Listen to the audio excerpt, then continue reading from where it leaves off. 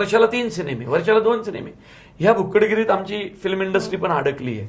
त्यांना काय करायचंय नक्की ते म्हणजे भसा चित्रपट काढून इतकी बकवास क्वालिटी देण्यात तर मला रस नाही. अभ्यास वगैरे. त्यामुळे मी अभिजित पानसेन सरांबरोबर ज्यावेळी रेगे लिहिला, रेगे नंतर मी 2.5 वर्ष अभ्यास केला आणि 2.5 वर्षांनी मी देऊळ बंद लिहिला, कारण मला अध्यात्म विज्ञान मांडायचं होतं. त्याच्यानंतर मी 3 वर्ष काहीही काम न करता या सिनेमावर वर्किंग केलं आणि आज 3 वर्षांनी पुणे माझा पुढचा सिनेमा आला.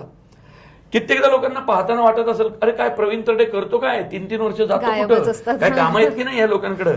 पण असं नसतं. सिनेमा ही एक अशी गोष्ट आहे की आम्ही काहीतरी 2-2.5 तासाचं प्रकरण बनवतो जे आपल्या पुढच्या 7 पिढ्या बघत राहतात. बरोबर. जर पुढच्या 7 पिढ्या आमचा सिनेमा खुर्चीत बसून बघणार असतील तर आमचं कर्तव्य आयुष्यातली 3 वर्ष तर अभ्यासाची दिली पाहिजेत सिनेमाला. त्यामुळे भसा सिनेमा करण्यावर माझं अत्यंत वाईट मत आहे.